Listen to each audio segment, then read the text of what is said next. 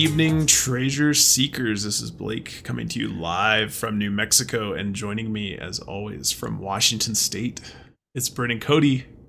How's it going, guys?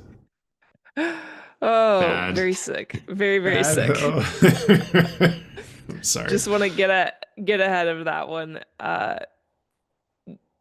Brain's gonna be a little slow and foggy today, but the show must go on. And regardless, I know we're excited to talk treasure. Yes. We've been quite under the weather for a few days in a row now. Oh, really? It's been rough, yeah. Sorry. I feel good. And I don't have any of the segments tonight. Yay. Yeah, everyone's gonna get stuck listening to me for a bunch of segments. We Sorry. We didn't follow chapter 2, make a plan. Or is that chapter 1, make a plan? Whoops. Well, the show must go on. The people demand it. Yes, it's okay. I took some Dayquil and I'm ready to rally. All right, let's start out with some news. Bryn.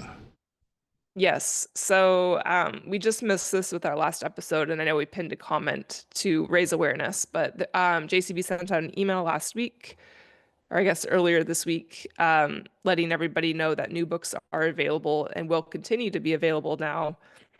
So he thinks he's caught up with the demand. New books available on Amazon or at your local bookstore. And I believe these are third edition books. So I know I ordered one for us so we can have a good reference for typos to cross-reference with our first edition book. Nice. The other little nugget with that is he said, I'll read the quote. He said, "I'm confident no boxes have been discovered yet. With winter temperatures and snow across most of the country, I believe it's less likely that anything will be found soon. This means chances are good that you have time to read my book now and explore for treasure in the spring or summer." So, I don't know, kind of interesting little tidbit potentially regarding the locations throughout the US. Maybe would have been a little bit more interesting if the Southeast wasn't recently just covered in unusual snowfall as well. Um, So I don't know. I mean, this also could just be him as a reminder, like, please buy my book. No one's found anything yet, encouraging people to continue reading. So I did think that was interesting. It felt like a little bit of a clue. Um, but again, probably don't want to read too far into it, but it did feel exciting. Yes. Good. Thank you, Bryn, for the update on that. It's a good reminder for everybody to subscribe to Jon Collins-Black's emailing list. That's at there's Treasure Inside website, I'm assuming. I still haven't signed up and had a little snafu with your text earlier, but I gotta do that. Cool. Let's dive right in. Now that we have a second book, I can try some of my more destructive methods. I was just thinking about that too, because right now, like, Bryn generally has the book and you have the ebook for our episodes, and now you guys will have 2 copies of the book. And then you can point out the errors in our FFPNs. Yes. I can From embarrass you typos. guys instead of vice versa. Yeah. No, it felt like we should probably have the most up-to-date version regardless if we're going to help relay news. Yes, absolutely. No, that seems reasonable to me. All right, Horseshoes and Hand Grenades. Yeah. Bryn, you're also taking care of that today. Ooh, it's me again. Um, all right, so this Horseshoes and Hand Grenades is going to be a throwback to a couple days after we went through the Forrest Fenn box. Um, I was pretty set on that one for a few days, just because it felt like it was one that you could really, I don't know, just kind of explore and use Google Maps and kind of, I don't know. It felt like you didn't have to necessarily be like super dialed into the puzzle solving in the way that you maybe did like the past and future box. So I just felt like it was kind of a breath of fresh air to kind of just explore and see what I could find. One of the things that I know we mentioned when we were talking about the Force Fem boxes, it was difficult to figure out like where do you start when trying to figure out how to solve this, just because there's so many metaphors, and it can feel overwhelming to know where to begin with this box. And so for this failed solve, I kind of went with the term hobnail. He talks about that box being a hobnail box, and he referenced it a couple other times in the chapter as well in a way that almost just felt like forced or very intentional to keep specifically calling it a hobnail box. And so I was trying to think of different ways that this could potentially come into play with the solve, and I just kind of started looking into, is there a trail with hobnail in its name? And so sure enough, I found the Hobnail Tom Trail in Montana. And so this was named after Tom Edwards, who was a prominent outfitter, teacher, artist, naturalist, and champion of the wilderness. He is passionate about being a guide into the wilderness to share the beauty and power of the outdoors. And I guess this felt just very in line with kind of the spirit of the book and JCB wanting us to get outdoors, kind of get away from our devices, embrace nature, and just felt like a very similar sentiment between what Tom Edwards was advocating for and ultimately what JCB is trying to get out of this book as well for the reader. And then it also passed my second rule. I know not everybody is narrowed down. The Forrest Fenn states as a solve for this Forrest Fenn box itself. But the Forrest Fenn states themselves were New Mexico, Colorado, Montana, and Wyoming. So for me personally, I do believe it's going to be in one of these states. So it checked that box being in Montana. And so just kind of from there, I continued to see if I could make other parts of the poem fit. So kind of ultimate confirmation bias as I was going through. But I guess I don't really know what else to do for this box. It just felt like kind of the only method that I could think of for solving this. So I started with begin where cool water flows. The trail starts and continues along the Blackfoot River. The canyon reference, if you are to look at a map of this trail, the topography shows that it is a valley along the river. This is rough. Once was brown. This is part of why it's not a great solve. I don't have a good solve for brown. There are a few old cabins mentioned when you read about the trail description, and so I thought, well, maybe one of these, if I were to dig deeper into the history, could potentially have a tie with brown being a name, I guess, is what I was kind of gathering from that. For Point Tree, Seeing Eye, there's the Falls Point Fire Lookout, which could potentially be in the right direction, depending on where you're at in the trail. So for me, this covered Point and Seeing Eye. I took Seeing Eye in this solve as a fire lookout. Tree would be rough. I kind of justified this as maybe like a specific tree when your boot's on the ground. But the fact that it covered Point and Seeing Eye in this solve felt kind of like a win. White mark upon the seat. Hobnail Tom founded the Whitetail Ranch, kind of at the base area of where this trailhead is. So whitetail, white mark upon the seat is how I connected those. Camper's Blaze. Reviews say it's a great trail for camping, so I don't know if there's kind of like a formalized area where maybe there would be some markings for camping. Golden Bending Stream. The Blackfoot River was known for panning for gold, and also another take on that could have been the larch and aspen trees that are famously along the river, which maybe felt more significant given potentially like a nod towards the time of year when he hid these boxes, indicating he, had to get back to hide the other boxes. So I didn't know, like, is that indicating he's doing this in the fall, where he needs to get back before snowfall to continue hiding these other boxes? So I felt like there was some things that got me excited about the solve as I was continuing to go in and kind of check things off the list. But ultimately, I think the trail itself is just too long for all of these things to happen within kind of this 3-mile limit that's been set, because there's not any roads that go back that way. So it's kind of just like once you're on the trail, you're heading more and more into the wilderness. And so like while these cabins occur and while there's camping and uh like forks in the road to where you could maybe get to like a less traveled path, I think they just don't happen all soon enough to make it a reasonable solve. I think the trail itself is like, I mean, it's hard to say, but like the lowest is probably 14 miles. And then it just is kind of like one that continues to expand into the wilderness as well. I think you could do like up to a 6-day hike on it. And so I couldn't, with any confidence, narrow it down to like all these things occurring within the first 3 miles. Um, Also, like I said, not having a solid solve for Brown, um, not having like super something's solidified for Point Tracy and I think those are two like very critical, crucial, um, and unique solves that will be very clear when you find the right location.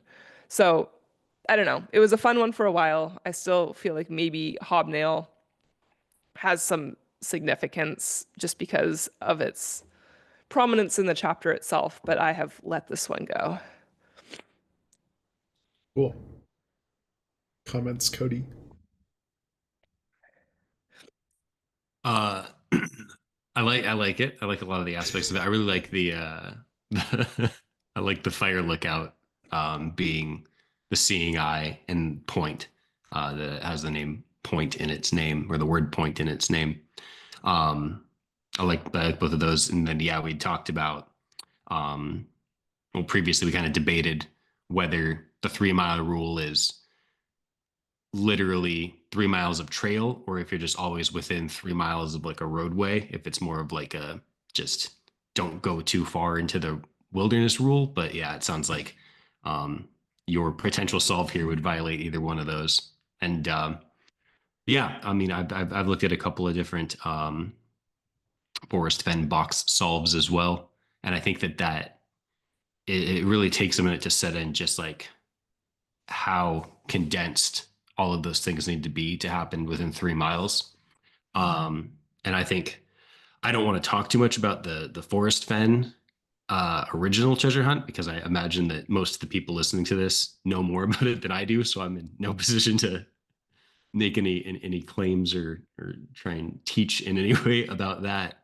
But I think that it would be good for us to do a little bit more research into kind of how some of the evidence or the outcomes of that treasure hunt. And I know there's still some gray area there, and kind of look at how the Forrest Fenn one managed to fit so many things in such a small area, and that might be a good kind of jumping off point for our own searches moving forward. I've also seen some feedback that this overall book as a project itself has more Forrest Fenn ties, than we may be aware of as well.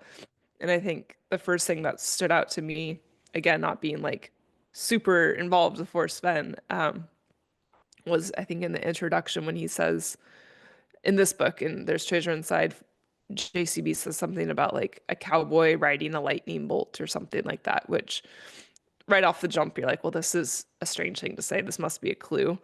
And I think from what I can gather, that's probably a reference to Forrest Fenn's horse named Lightning. So I don't know if that is just in the introduction itself, just a very initial acknowledgement of how Forrest Fenn ties will continue to be throughout the book. So I think there's some extra digging to do, not only in the Forrest Fenn box, but maybe throughout the book as well.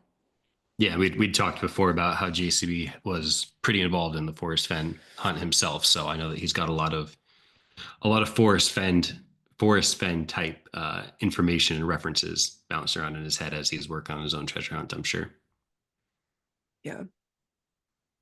Cool. That was a lot more detailed than I was expecting, Bryn. So super, super presentation of that. Yeah. Sorry, it was just kind of bullet points. It was, I don't know, weeks ago at this point, and this was the one where I referenced accidentally losing all my tabs of information about it. Oh, got it. So I Got was it. trying to recreate my solve. No, I think it's good to go through the exercise in all cases here with all the solves we've gone through. and following JCB's directions of try to see how it's wrong, right? That's how to combat the confirmation bias. So I think you did a healthy job of that as well. So thanks for doing that. No reason to pick it apart further, I would say. Yeah, I agree with what Blake's saying. I think you did a really good job with the confirmation bias. You just mentioned that, like, you felt like once you had an idea of where to start, then your next thing is just to like figure out other ways it fits, which feels like you're just like going down the confirmation bias route. But I do think that that is just what you have to do, especially for that box. And I don't think it's necessarily confirmation bias to like be looking for those specific things. I think it just kind of becomes more and more confirmation bias the more you're like trying to force things to fit and like get really Yeah. metaphorical with how things are fitting. It's kind of I guess just needs to flow naturally. yeah, I just want to make sure, like, as we continue to, at least as I continue to look into other solves for the Forrest Fenn box, I want to make sure that I'm not like getting stuck on certain aspects being certain things. So just like want to keep an open mind to how these things can be interpreted to different scenarios. So trying to keep an eye out for that. All right. Do you want to break, Bryn? Should we mix up our content today? No, I'm gonna Okay. power through. I think I'll be okay. All right. So I think you have mailbag as well. So all the Bryn fans are going to be happy with this episode. Yeah, Mailbag, sorry. mailbag. We've got mail. All right. So this mailbag is brought to you by Mike. So Mike's been sending us some really great information about his work on the Appalachian Trail map box. And so I kind of tried to lay out his findings here in a logical manner. So I'm just going to kind of read through these again, consolidating some of the emails that he's been sending. And this has some very nice visuals with it as well. So Mike sent an email saying that on the map, there's a triangle that says begin here. And he called out that this triangle is remarkably similar to the triangle on the Japanese puzzle box. And Blake, if you could pull up that image, I know people are just off the bat going to be upset here that we're cross-contaminating boxes and parts of the book. But I just want to pull up the image here. Can you actually pull up, sorry, the other one that shows like the actual begin here triangle? Because I want to make an argument for it and make sure that Mike's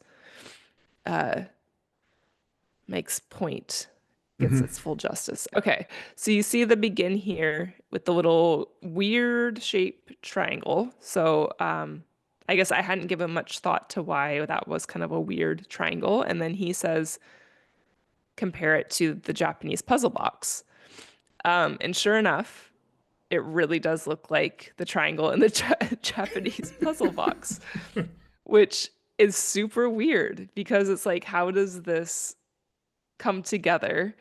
And so I think it is pretty undeniable that the begin here triangle looks like, I guess, kind of the one that would be pointing southwest in this scenario if you were to be kind of looking at this puzzle box as a compass. Okay, so that's the first connection. And then when I was looking at the Japanese puzzle box itself on the sleeve, the book sleeve, so it's shown on the back of the book sleeve. And if you want to pull up then that picture you were just showing, Blake. Yeah, I do. Sorry, I'm really throwing a lot of pictures at you here. So this is the back of the book sleeve.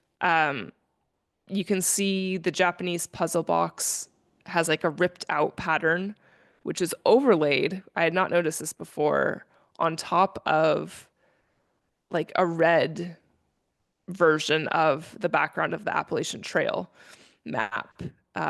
Disregard this huge scratch on our book. But you can tell that it's the Appalachian Trail map because there's the little bushel of apples. And so Mike's approach was to take this rip pattern, and everybody knows I'm a big fan of the rip patterns, and he was able to overlay this onto a section of the Appalachian Trail itself. So sorry, Blake, I have that next picture. I got you. Thank you. And Mike, he admittedly said this is, not a perfect fit, but I think his quote was, it's remarkably similar, which I agree. Like the fact that it fits this way is pretty good. So this led him to look to Pennsylvania for the solve. And so he thinks the map itself isn't to be used in like a traditional way. Like this isn't going to be an actual map. The trail isn't going to be like an actual trail leading you to where the treasure is, rather than like the components of the map are just all clues to lead you to the treasure's location. So he's looking specifically at Pennsylvania in this solve. And so I want to get into Mike's approach on the two triangles on the map. So there's the begin here triangle, and then there's also a second triangle at the end of the dotted line on the map. He thinks these two triangles could be mountains. So if you put the begin here triangle on Blue Mountain, and I was a little confused by this at first because I think there's maybe a few different Blue Mountains in Pennsylvania. So this one specifically would be close to the Blue Knob Ski Resort, which extra interesting because if you look at the construction of the box, there is a blue knob on the box. Yeah. Blue is a featured color on this box, and there is specifically a blue knob. So if you put the begin here triangle on that mountain and you scale the map correctly, then the second triangle would line up with Bear Mountain. So we have the Blue Mountain Ski Resort, which is next to the skier on the map, on the begin here triangle. And then if we look at Bear Mountain, there's a bear next to that triangle on the map.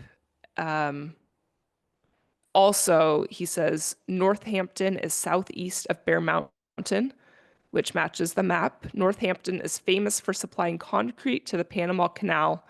I guess it's famous for its limestone deposits, and there's a pile of stones next to the bear. There's also a butterfly sanctuary, which he says could potentially be referencing the butterfly on the map. He says Adams County fruit belt in Pennsylvania lines up, if you were to scale it this way, with the apples on the map. And then he also called out the scroll matching up with Washington, D.C., kind of like Declaration of Independence. I think from what I was gathering, maybe this would be if you had to scale it differently, but it was kind of, the right orientation to get Washington, D.C. In relation to these two mountains as well. So some other thoughts that he had was the Penn State mountain lions, since we do have that cougar on the picture as well. He called out the Blue Mountain Loop Trail as part of the Appalachian Trail, since Seth Gold tinted the AT box blue upon JCB's request.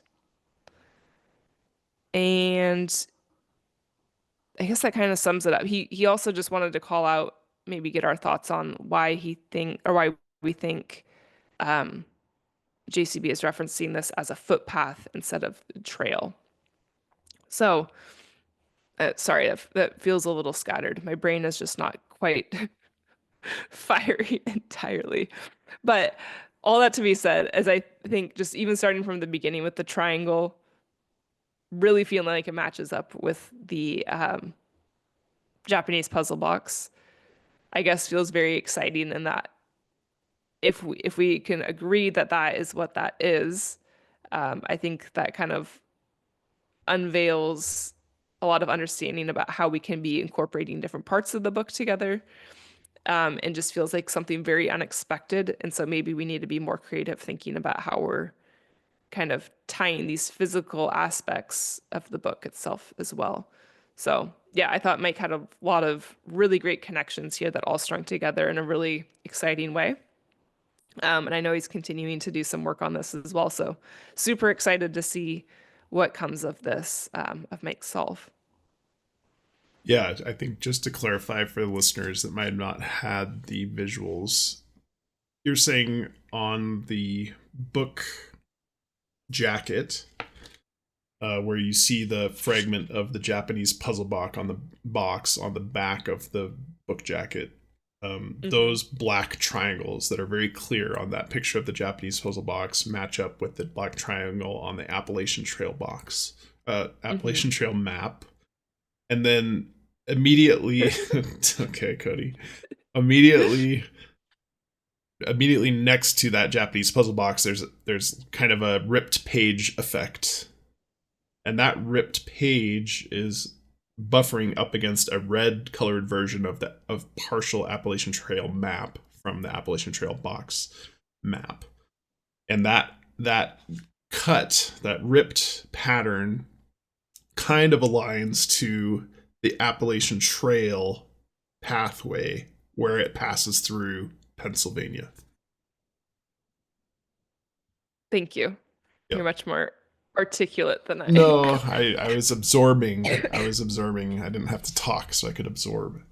I know you mentioned bringing in other parts of the book to this, and so I actually looked to see what was contained in terms of book cover and jacket in my version of the ebooks. And so I'm going to pull up a picture now as well, and it's different. So now my brain is really unsure about all of this, I would say.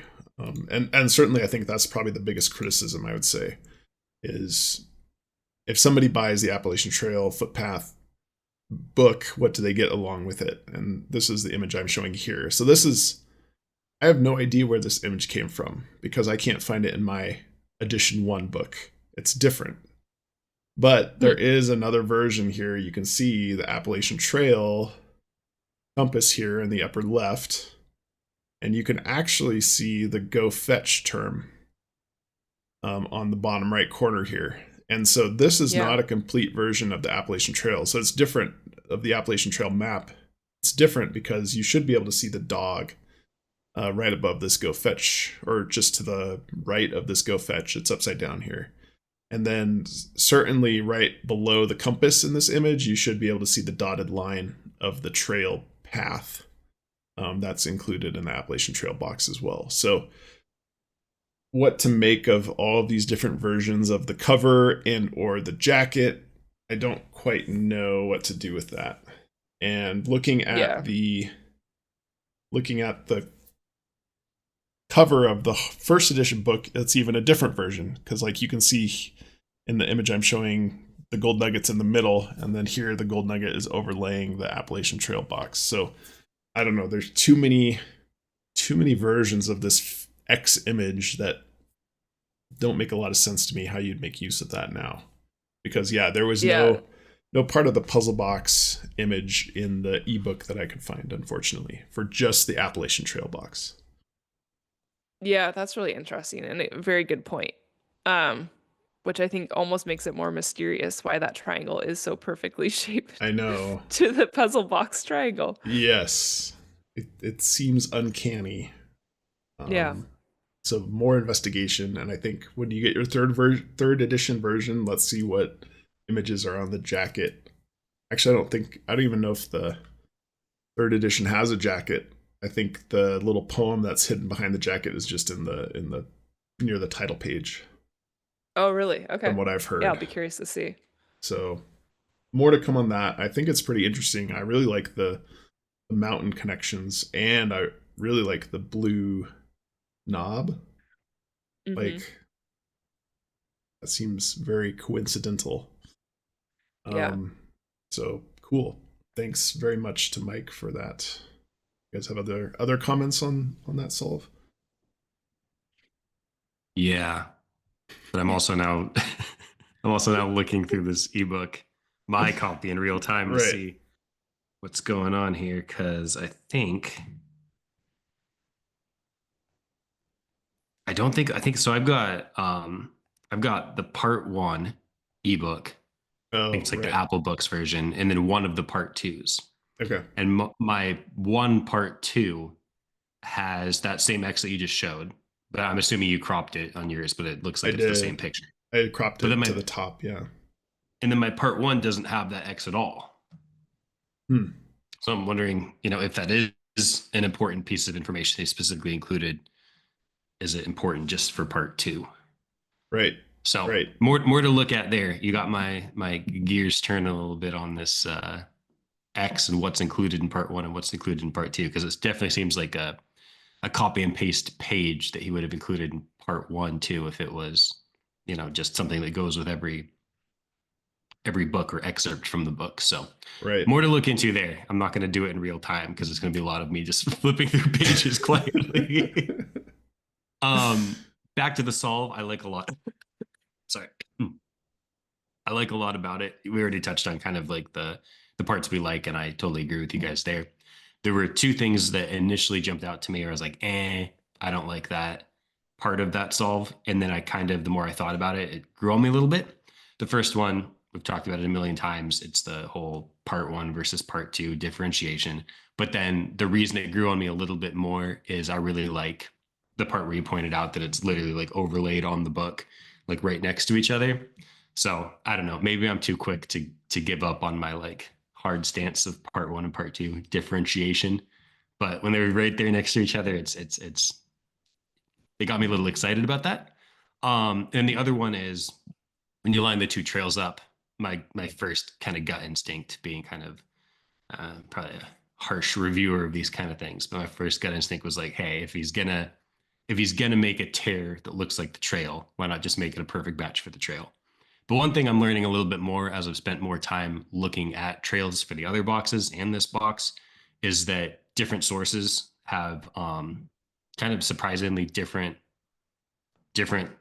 layouts for the trails. So I'd be interested in looking at like a couple other source maps for that segment of trail and see if there's any that get even closer to that rip line. Those are my takeaways. But Cool. all in all, yeah, I like it. There's a lot to like about that one. Yes, indeed. Did he at any point narrow it down more than Pennsylvania and starting and ending at those two mountains? Or is it kind of just narrowing into that kind of state and region at this point? He's continuing to work through it. Yeah, so I mean, I think just at this point in this process, that's as far as he's gotten with that stream of thought. All right. Should we hop into Discord detectives?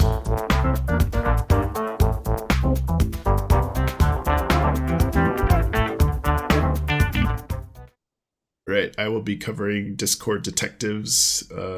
It's applicable to two different boxes. So first, the past and future box. It's a quick one. And I don't have the username, unfortunately, on here, but somebody mentioned that there's a single X in the word search for the past and future box. That one X could correspond to Alabama because the Alabama state flag is just an X. And so I think when you line up the map using the Tennessee, South Carolina, North Carolina, potentially the Massachusetts, then I think the X was landing on Alabama. And so saying the X of the state flag of Alabama corresponds to that is not where the treasure is, but just another reference to lining up that word search geographically with the clues that were given. I kind of like that. Kind of like that because it bolsters our state lineup approach. Yeah, no, that's pretty good. The second box that's associated with state flags was a potential very simple solve for the John Coltrane jar of flies.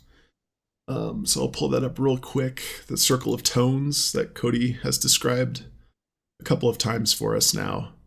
So you can see there's a star pattern if you look up the John Coltrane circle of tones. And so somebody on the Reddit Treasure Inside Reddit page just specified, maybe a simple solve for that is it's the star of Texas, because Texas has a star on their flag. And so now I'm all interested in Paris, Texas, doing an investigation around that area. The problem with that is when you look at all the other state flags that this potential road trip, this is for the Pokemon box. Sorry, I didn't specify that at the beginning. This is for the Pokemon box, the John Coltrane solve that we've talked about. When you look at the other states that are associated with that road trip, I'll pull them up here. Almost all of the other states associated with that circular road trip also have stars in their flags. So not quite sure what to make of that. Something I was thinking about, if the star is important, and there's, in my mind, two reasons that the star is important. One is from the John Coltrane Circle of Tones that we just talked about. The other one is from the Greninja, because he makes a water throwing star as one of his special moves. Is to think about all of these flags have different numbers of stars on them.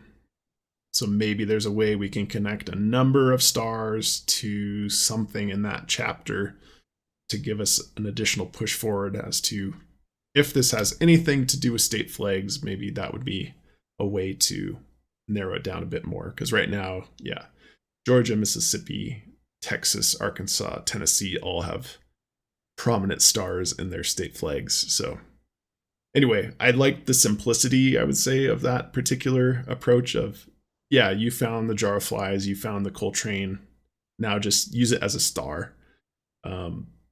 Is appealing, but I'm not sure if it's too informative, and there might still be more with the John Coltrane Circle of Tones portion of this solve, if it's true. That is all. Yeah, I guess my initial thought on that specifically is, it feels to me like if you've solved enough to get to that point, I feel like what it's going to tell you would be a little bit more precise and specific than maybe just the state itself. Right. Yeah. So I agree that there is an appealing aspect to it, but I'm not convinced on it. It's I've been having kind of a recurring thought when it comes to stuff like flags and logos and seals and stuff. That's kind of applicable to both what you're saying, Blake, and also what kind of Bryn's saying here, which is, I see some of this stuff that's like state flags, and it's kind of, yeah, maybe, maybe not. And then I think, what if we could find like, I don't know, like a city flag or seal or logo or something that more closely matches something like that's much more descriptive and kind of stands out way more, then we would get a much stronger tie to it if we find something that's more descriptive, and at the same time narrow down much closer to just a smaller area than a whole state. And I've thought this a few times, but then I also keep thinking, if you end up getting something like that, and that is a clue, it's almost like someone who lives in that area, it would probably be so notable to them, or so noticeable to them. So I think it'd be hard for him to create a clue like that, because I keep like looking up all these things from the Southeast United States, and like I've never seen any of these things before. But like you said, we live in Washington. If we have like our city flag was like one of the clues, it would probably jump right out to me. So it's got to be like nondescript enough that someone who's very familiar with it wouldn't notice it right away, and then at the same time descript enough to make the tie and make it a clue. Mm-hmm. And I guess I actually kind of can even expand on that more beyond like flags and stuff, and even like people reading this book, you have to design the clues for someone who might have like a very specific expertise, like I'm kind of going off on a tangent here at this point, but it's just another thought I've had where it's like, someone might buy this book who's literally a language expert and like knows both English and Latin, or English and Sanskrit. That's or you, like, Cody. or work for or be a park ranger for like a national park that it is in, and like all of these clues that would be like so difficult for us to find, it might be like background knowledge for them. They're like so aware of it. So kind of putting myself in JCB's shoes, and like how would he create clues that like again would be descriptive enough to be strong ties to what he's saying, but then not jump out as obvious to someone with like a very specific knowledge base. Right. So there's my massive tangent that started with a state flag. I agree with what you're saying. I think the approach is it has to be a mixture of a bunch of different clue types to avoid that pitfall, right? So if you think about the past and future box, if it's all cryptography, then somebody that is a professional cryptographer probably has an advantage there. And so him making it not just a bunch of cipher clues seems to make sense to me. On the flip side of that, he says sub boxes are going to appeal to certain types of minds compared to other boxes. So I I don't know. I really like the music theme that we've been pushing for the Pokemon box. None of us are too musically inclined, I would say. Um, but does somebody with a music background have the knowledge, and JCB would be that person that he could put a bunch of music clues in there because was a professional musician. But I don't think I've seen that be very clear that it's a ton of music clues. I think there's probably going to be one or two that we have to put together, is my guess. But I think Yeah, your and that's point is well still taken.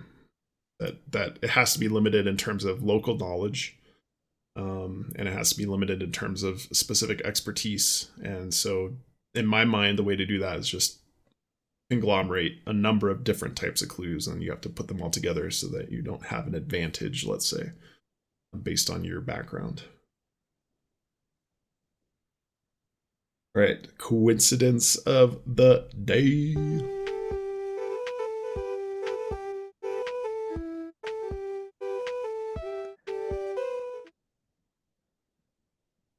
Who has coincidence of the day? Is Oh it no, me? think so. it's a shining Charizard. Oh yeah, do you want me to start with that, and then you? I don't know if I actually read the. This is a combo coincidence of the day and mailbag. Um, Yeah, yeah. Oh boy. Okay. so it's So a we got an email okay. Scott. He so previously when we were talking about the Pokemon box, we had mentioned that the Shining Charizard had like an X scratched onto the case that it was in.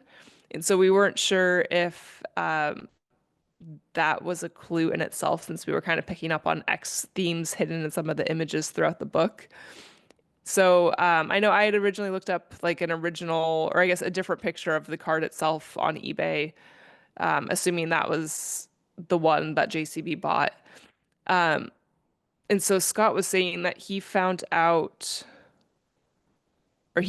another image of the Shining Charizard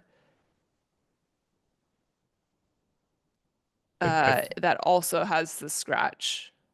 So it's likely just a coincidence and not a clue.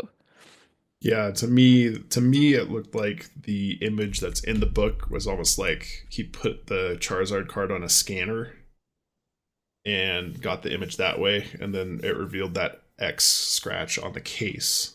And then Scott had found another picture that was taken with a camera.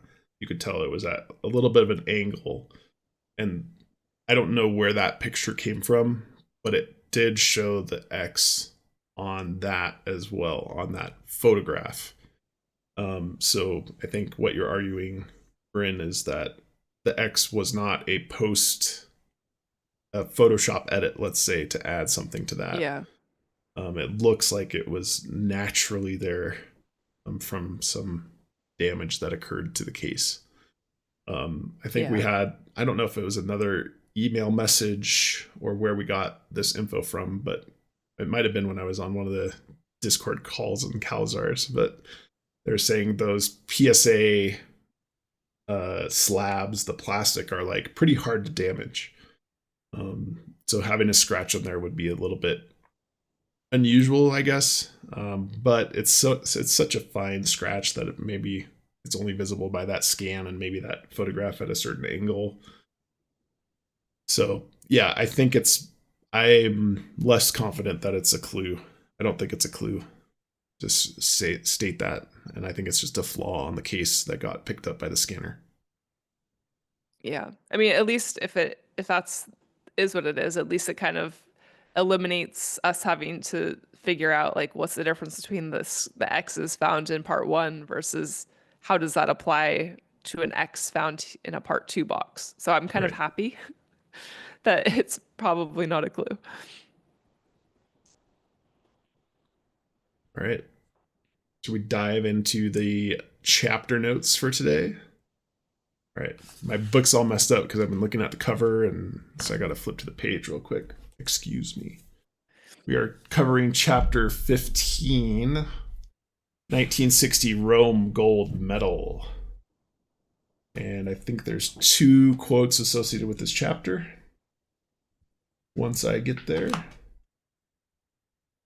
it is one by Harriet Beecher Stowe. Never give up, for that is just the place and time that the tide will turn. I should note that the subheading of this whole chapter is don't give up. So the quotes are very direct towards this for this chapter. Second quote is by our protagonist herself in this chapter, Wilma Rudolph. I ran and ran and ran every day, and I acquired this sense of determination, this sense of spirit that I would never give up, no matter what else happened. So yeah, 2 very strong quotes towards don't give up, the theme of this chapter.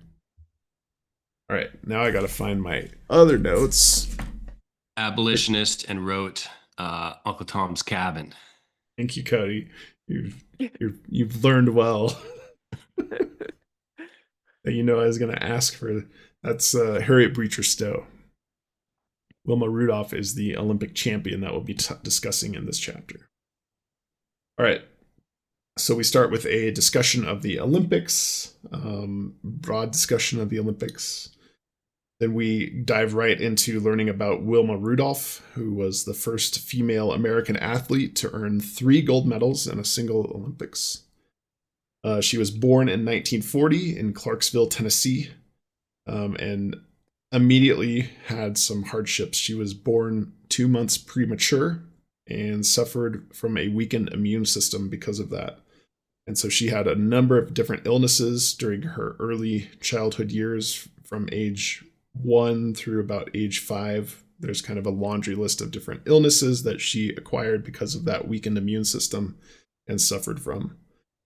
She was the 20th of 22 children in that family.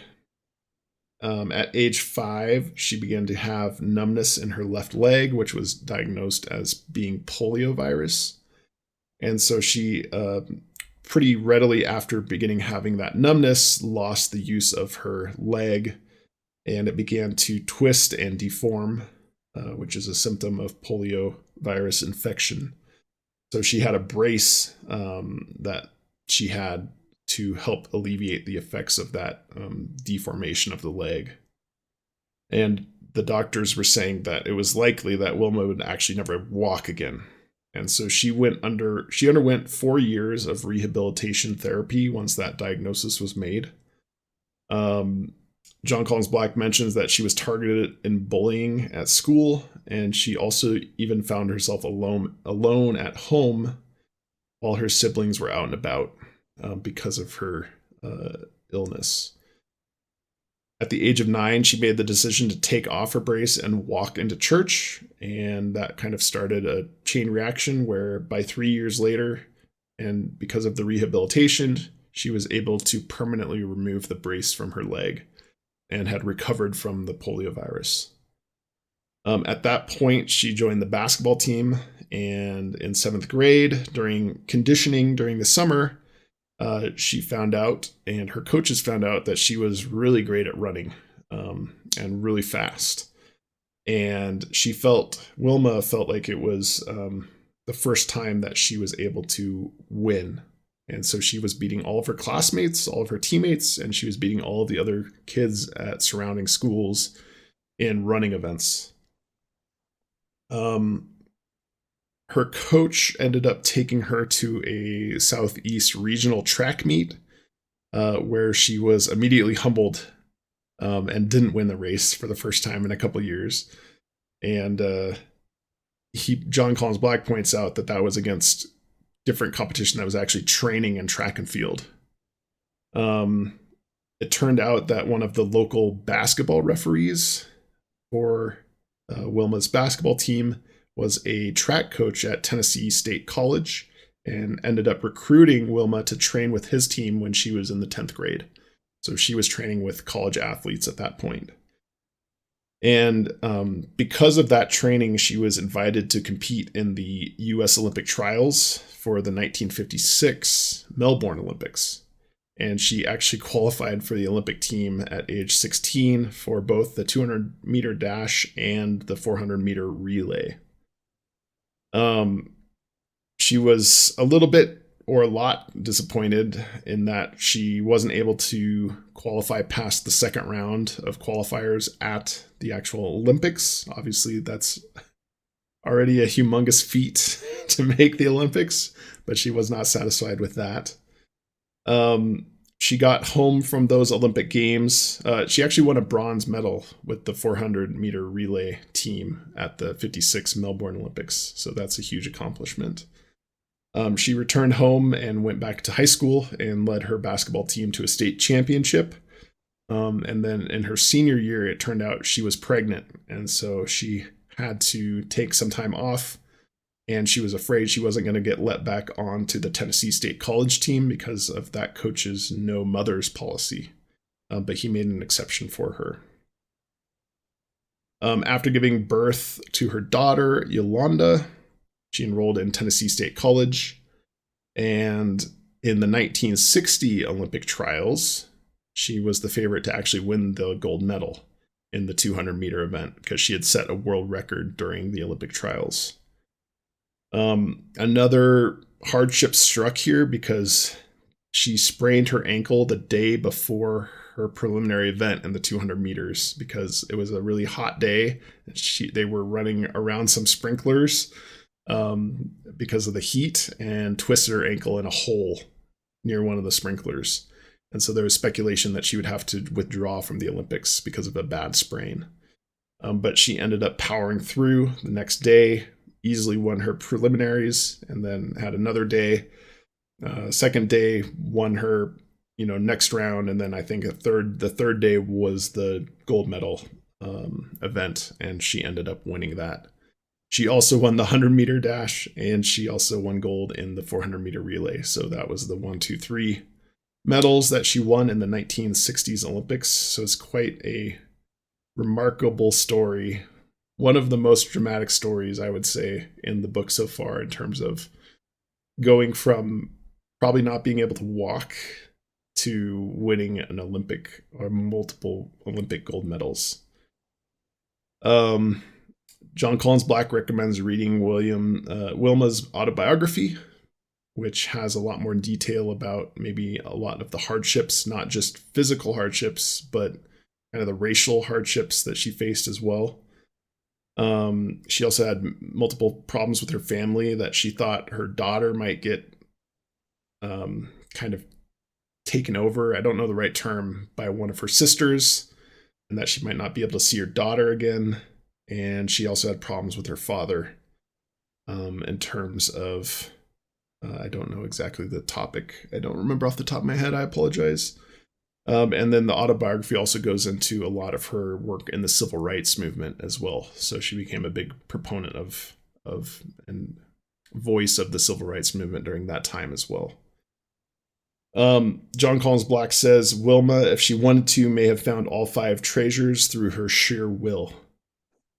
Jon Collins-Black then talks about another connection to the 1960s Olympics, which is a little bit of a strange transition, I would say. But that was the Olympics where Muhammad Ali also won a gold medal. And then Jon Collins-Black describes the story where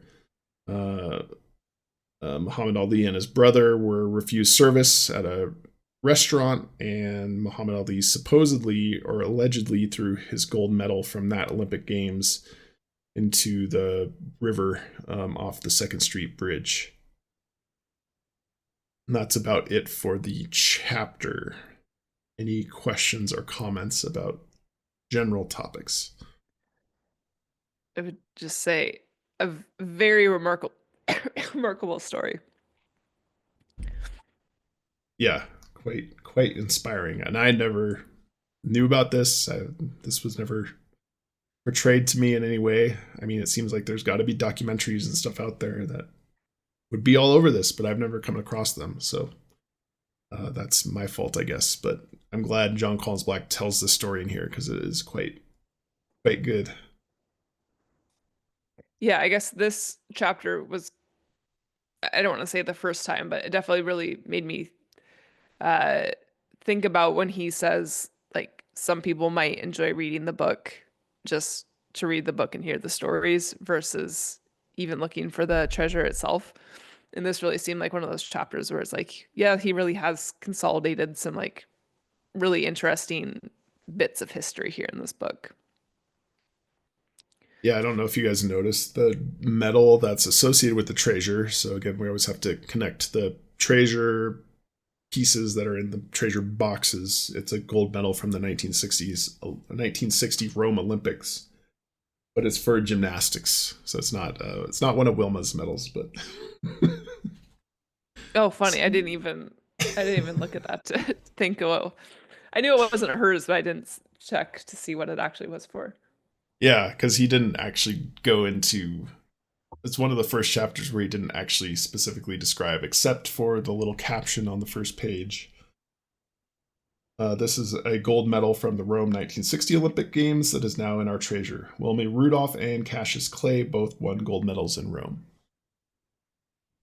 But yeah, it says gymnastica, which is a gymnastics.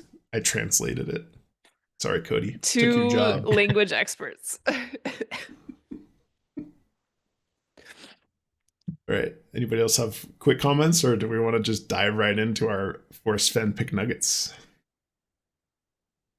I want to get into nuggets. Okay. Why don't you start, Bryn, if you're ready? Okay. This one's been on my mind for a while just because I happened to like flip to the page a while back, just by chance. Um, so on page 136, there's a picture of just the Olympic rings, Mm. very large Olympic rings at the top of the page, which to me feels like a crazy use of space when I'm sure there are many other uh, valid images to be using of her or the specific Olympics. I just think there were a lot of other things you could use if you were trying to fill image space other than just the Olympic rings themselves. And so I've been trying to think through why he specifically chose to use the Olympic rings. And I think, he describes them on the first page, and I think we all can picture the Olympic rings. So it's not like he needed to be showing them here. And I guess the first thing that stood out to me is just the colors and how we continue to have all these like color themes throughout the book. This is, I mean, kind of a stretch maybe, but 5 rings. He calls out the 5 rings. I know there's kind of been a theme of 5 throughout the book, but it just seemed like there has to be some symbolism here uh, in the rings themselves outside of necessarily just their tie to the Olympics in this situation for how prominently they're used, at least in my opinions. I don't know if you guys picked up on this being a little odd or not. They did also jump out to me, and I have a flake related to the Olympic rings picture. So maybe I should touch on that here real quick. Sure. Yeah, so it jumped out to me a little bit too. And one of the things that jumped out to me, and I'm going to preface this by saying I'm not like a trademark or copyright expert, so I don't know 100% what the rules are. But after just kind of doing a little bit of cursory research, we had talked when discussing the Pokemon box part 2 chapter about how we use like all of these kind of weird artistic depictions of Pokemon that aren't like copyright or trademark infringements on actual Pokemon. And then obviously uses what we believe to be a lot of AI images in the book. So when I saw these, I thought, hey, I'm surprised that, he went so out of his way to avoid copyright and trademark stuff and then use the Olympic rings because I assume that they are, copyrighted and trademarked. And I looked into it and it like right on the Olympic website, it's like pretty, there's a whole page dedicated to like, you can't use this without our approval. And maybe you just got approval from the Olympics, but I kind of doubt it. And I don't know, it seemed interesting to me. Maybe he just thought he was allowed to use it, or maybe he did get approval. Maybe it's like, maybe they're just like really responsive and give approval to use their logo. But it jumped out to me that he'd have something that's like a copyright trademark picture in a book that goes so out of its way to just use like vague AI depictions of things. That's a really Yeah, good point. I hadn't even thought of it that way. I went down the same rabbit hole actually because I had run Oh, really? into this issue before with the permissions to use the Olympic rings for my board game Modern Pentathlon, where I wanted to use the Olympic rings in that, right? But I looked into it and I'm like, oh, I can't unless I get permission from the Olympic Committee to do that, right? Um, on the other hand, I did find one piece of information that said it's fair use now because of the age of that symbol. But I Oh, agree with really? you. I agree with you that it's very clear on how the Olympics handles that logo that they say you can't use it without permission. So anyway, my one of my Forrest Fenn Picked Nuggets, and I'll skip it now because you covered it, Bryn, was called Rings, Rings, Rings. So I think this is a new theme that we should probably start tracking.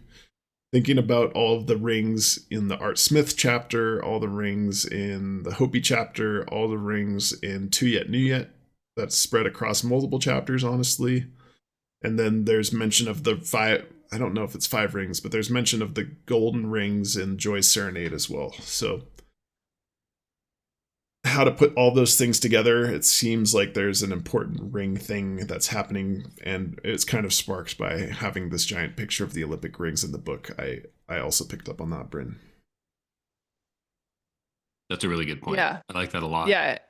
I also hadn't thought, I guess I didn't give it enough thought other than it being weird, but that's a really good point of, yeah, thinking through the rings in that way as well. So what you're telling me is that the video game reference in Past and Future Box is going to be Sonic the Hedgehog? Mm, I don't think I've seen any chatter about that. That might be a brand new solve. There's a lot of rings. Well, there's the O's. There's the O's that we don't know what to do with.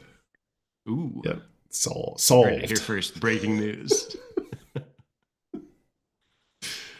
Okay. So yeah, excellent one.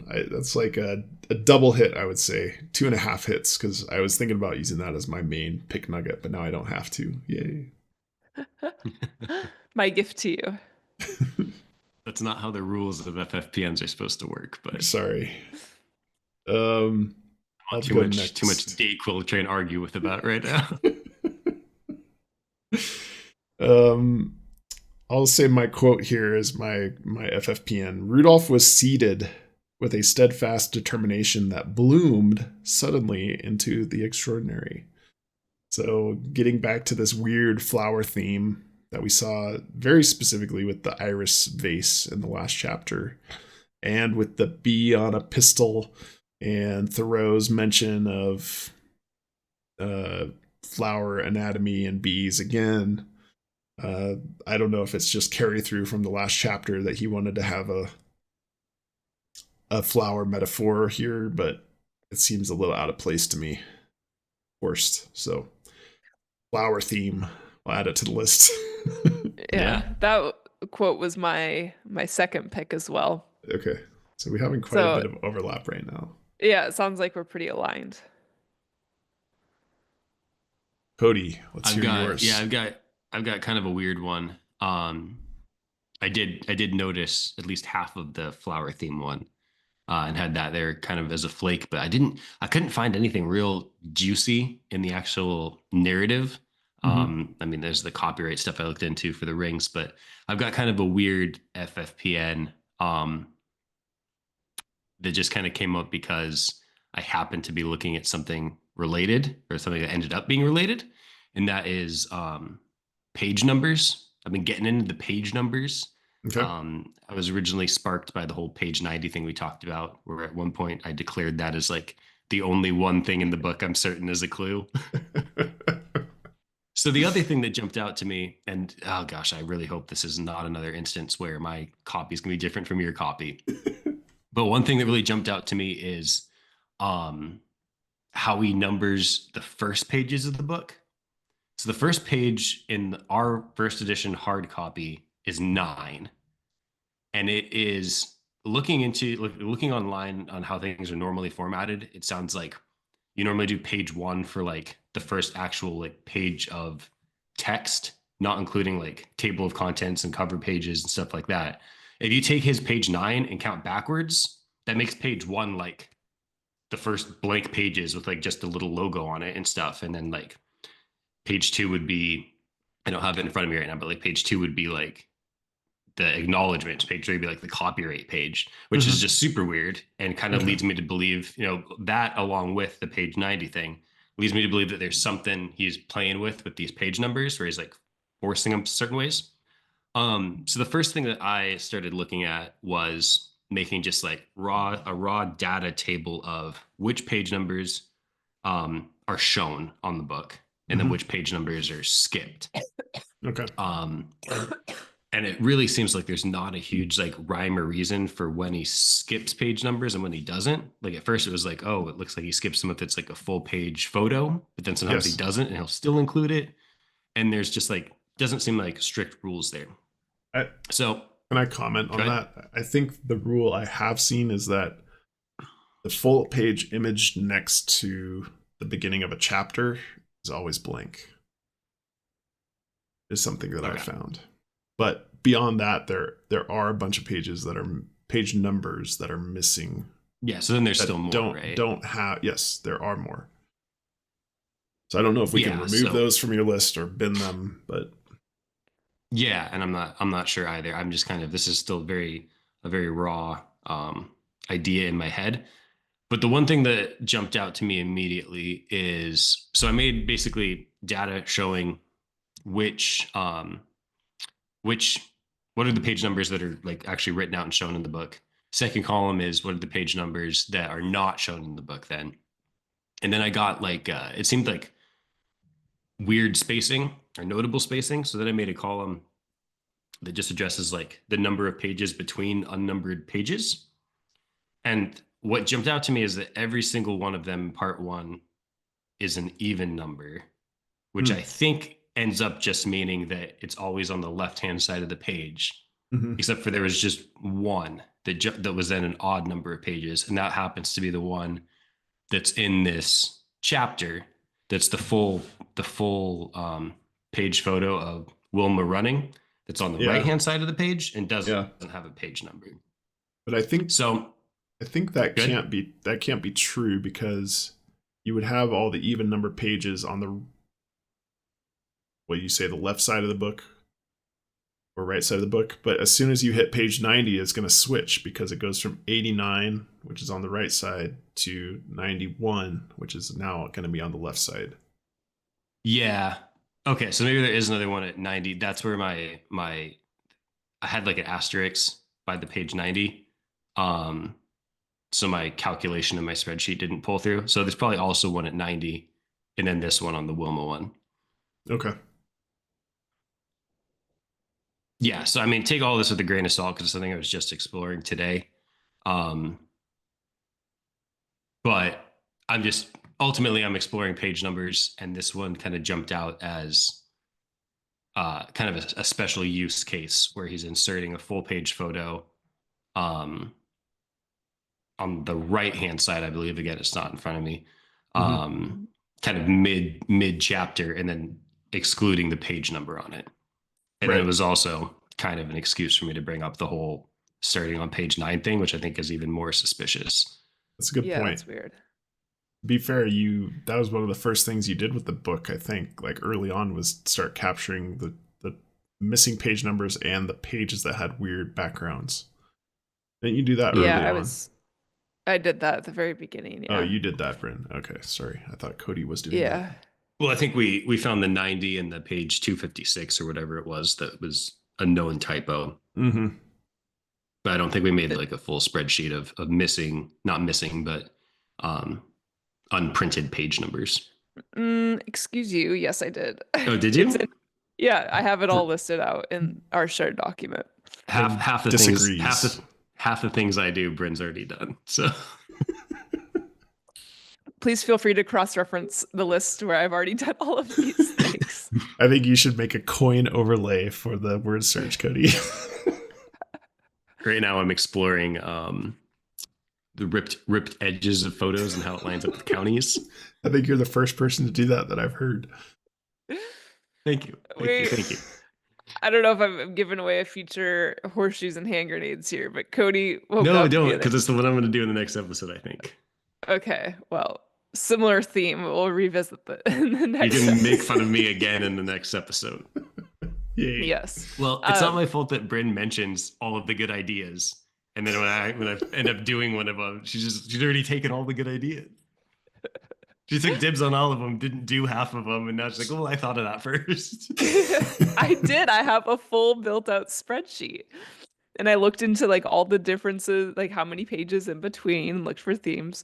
I will say, I think I'm kind of getting on board with maybe like these page themes throughout like the different backgrounds or missing page numbers, I think are maybe just going to be indications of like to utilize these pages in a certain way versus the other ones. So if we're looking at like the dashes or something like that, like are we only supposed to be analyzing the dashes or the numbers, whatever it may be, on these certain pages with the certain background versus a white page, something in that way, because I haven't been able to find, super strong themes to like, there's like you're saying, there's not a consistent pattern to, this background happens every so many pages.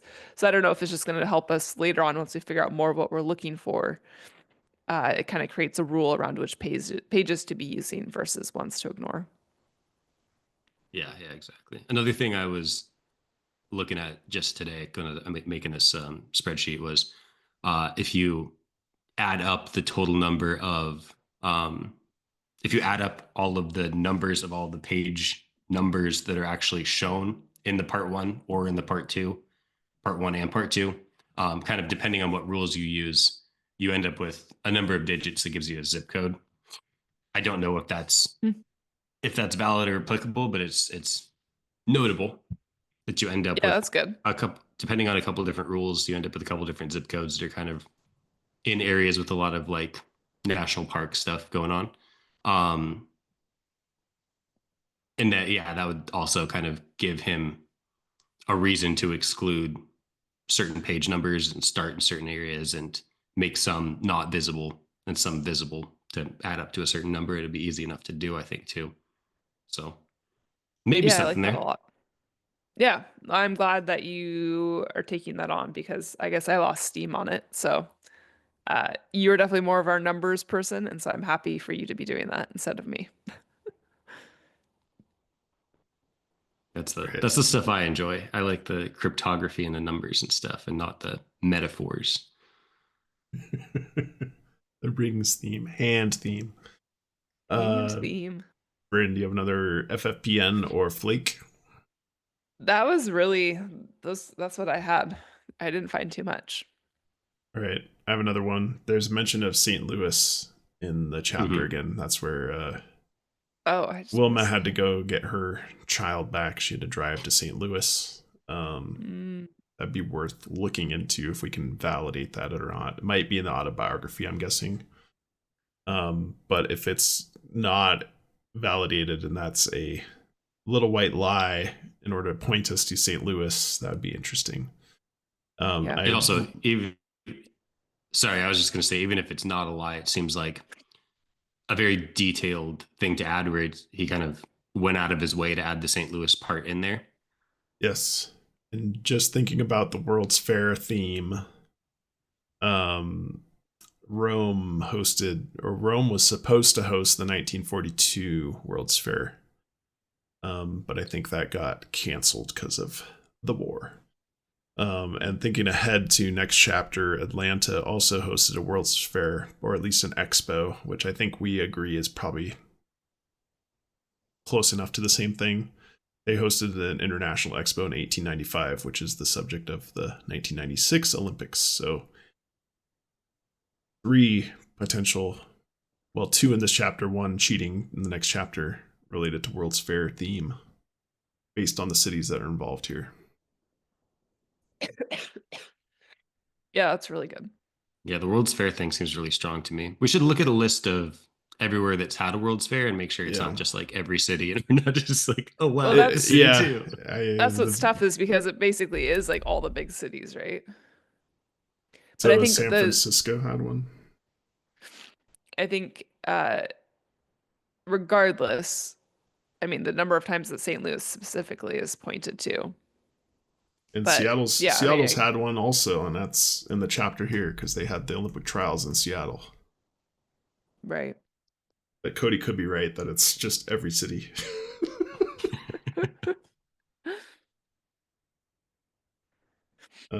Cody, you have any more flakes? Yeah. I got one more really, really small flake. Okay. It is, he said, before we move on, there's a fascinating thread that connects this chapter to our next. I don't know. I thought the word thread made me think of or unbreakable thread. Mm-hmm. Mm-hmm. And it also just seemed like an interesting transition. Like normally he's done these transitions from like thing to thing a million times in this book already and has never really segued into it by like addressing the reader like that, or does it infrequently. So jumped out to me a little bit. I don't have a ton to talk about regarding it though. Yeah. Oh, go ahead. I was gonna say I had the same thought. And then I guess kind of going back to him saying about the unbreakable thread that he just kind of happened to throw in a couple clues since the books happened to come out the same year. So I don't know how much true connection there would be between like his use of thread in this book versus the title of the other. But yeah, no, it definitely stood out to me for that reason as well. Yeah, just for the listeners, we'll plan to have an unbreakable thread episode once we finish up with the regular sections of the book that were planned. I have another one, leaving no stone unturned. So there's talking about, I imagine if Wilma Rudolph were alive today and wanted to, she might find all the treasures I've hidden by her sheer will alone. She might simply have looked everywhere, leaving no stone unturned. And so some of the people that have been going boots on the ground have been talking about looking under rocks. A lot of people have been talking about looking under rocks. And so this maybe is where that idea is coming from, is that this could be a boots on the ground type thing. Cody, you don't like that? I don't like it. I don't like it. That's buried. Burying, it's buried. Burying is putting something over the treasure box. You're gonna have to check Webster's definition. We'll get back to that. A rock is just a big dirt. Facts solved. A very heavy dirt. I feel like dirt, please. you played too much Minecraft. I feel like I think he's just saying you don't need to dig for it, as I guess what I would interpret buried as. I still think hidden under rock could be dicey. Because then at what point, like, how big of a rock are you expected to be able to lift? And I think the vessel Well, it's a that small enough box. well, What if I it's, mean, if what it's, if it's if under it's 2 in a rocks pelican like case, this? though. What if it's under 4 rocks? What if it's under 1,000 rocks and that's just dirt? I don't know. I could see. I would not, if it was found under a rock, I would not be upset about it. Anybody else? Okay. I also had that same thing written down because I wanted to see if we wanted to add it to our list. Where it seems like it's starting to get like notable that like almost once per chapter he like specifically addresses the treasure and then like talks about it for like 2 sentences. And this definitely seemed like his 2 sentences where he's specifically addressing finding the treasure. Right. So we've been keeping our kind of list ever since chapter 13. I don't know if we want to add this to our list. To me, it's like the other ones, it has like the same feel as the other ones on our list. But the other ones, like, to me, have like a much more obvious clue or like little hint as to what you're going to find. I guess if you're a rocks not dirt believer, then I guess you got your clue in this. But it sounds like there's you two argument believe to be we should be made. adding it. I think we should add it to the list, and Cody, if you want to, you can put an asterisk by it. All right, I'm adding it to the list. We at least need to add it to the list and see if it continues to check out. Yeah, we don't want to leave it behind on a whim. Before too, I think this is before we were recording these, but he was talking about like looking behind a rock. So there's been other references to rocks as far as treasure location. Yep. And this one could just be it can be behind a rock as long as the rock's not over it, because then it's buried. All right, we're gonna have to agree to disagree on that potentially. Anybody else have flakes? I have a couple more. I think I'm out. Nope, go for it. As she ran on the oval track. That was a quote. I found the use of the word oval very strange there. And now that we've talked about rings, maybe that's a nod to rings, but I thought that that specific quote was a little bit odd. I feel like we've seen him use oval before. Am I just making that up? It sounds really familiar. I'll write it down and take a search on the ebook. Temperature swelled. Thinking about our ocean theme. Huh. Oh, interesting. Swells. And that's all I've got. So those are true flakes of one word that is odd. Yeah. No, I guess I especially like the oval track, because like who can't picture a shape of a track? Right. Yeah, that's definitely intentional. So I was thinking about that specifically, actually. An oval track could be a clue towards maybe like a race track somewhere for this lion's share solve. That could be a hint. Like a NASCAR track, for example. Like there are some that have different shapes. There are some that are ovals. So some tickler to keep in mind that could easily be a confirmation bias clue, but I don't know. It just stood out to me very, very slightly.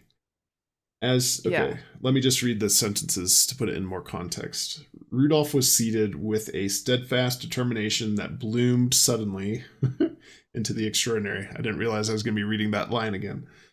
As she ran on the oval track at the 1960 Olympics, her achievements in Rome became a testament to what can be possible when a person never gives up. I don't know why oval is in there. Yeah. It does seem pretty strange. Yeah, I agree.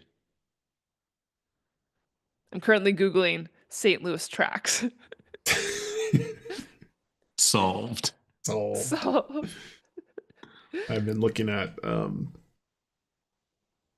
Louisville. Where's the Kentucky Derby actually? Yee. Hold on. I think it might be Louisville. Anyway, I was thinking the dirt from the word search could correspond to the dirt track at Churchill Downs. The dirt of what? The dirt, because that's a dirt racetrack for horses. It's not a grass one. I think most tracks, honestly, are probably dirt, but I know there are some other materials, but huge stretch. Second track theme I've come across the book. You're correct about Louisville, Kentucky. Thank you. Resident horse racing expert. Giddy up. All right. I think that's an episode. Oh, themes. Let's run through the themes real quick. Themes. All right. Yeah. Music. No. I don't think so. Fatherhood, or I guess we just call it parenthood for this one, but I think it's definitely in there. Yes. Wind. I thought I saw something about wind in this one. Jumped out to me, and I forgot to write it too. Down. Oh no. Maybe. I know something's in there. Maybe. Yeah, I specifically remember thinking, "Oh, wind," and then I'm gonna forget it, and then I didn't write it down. We'll have to move on. Yeah. I think it's in there. World's Fair. We already talked about, yes. 3 times: Seattle, Rome, St. Louis. Yeah. I either really like or really don't like the World's Fair thing. I think I really like it. I need to make sure there's not just like been a World's Fair at every city. Right. Patented transcending circumstances. Oh yeah. Oh Like yeah. this is the transcending circumstances chapter. Times 100. Flowers / botanical. Ooh, yes. Yeah. Seeded Confirmed. Blooming. Seeded and bloomed. Like a water and bee salt on water. A pistol. Swelling was my only reach into that. Yeah. It's weak. That's all right. It's just enough to keep it on the list of our recurring themes. Feminism. I mean, yes, it's mentioned that she's the first American woman to capture 3 gold medals, but that's not the heart feminism, but certainly it's a powerful theme, I would say. I think that what we're trying to capture the idea of the theme with the word feminism, but yeah, even if it's not really feminism, it's in line with the theme. Mm-hmm. Celestial stuff. No. Hand theme. Ooh, maybe the reason there's all this potential hand theme is it's just been a big correlation with ring theme. Thing theme. I'm calling it ring thing theme. We have to meld those eventually. Hand and ring theme. Yes for the rings. All right. I apologize for being sick during this episode. It's been rough. Problem. I've been coughing a lot. Luckily, I just discovered the mute button on my microphone right before we recorded this episode. It was perfect timing. All right. I think that's an episode. You guys have comments, tips, if we missed any of the themes?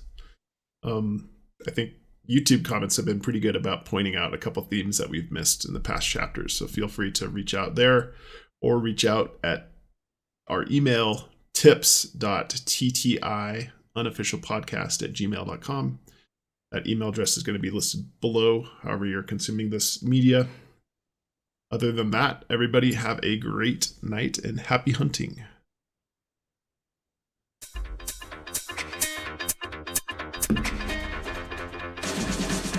Searching for clues, that's my key. Left and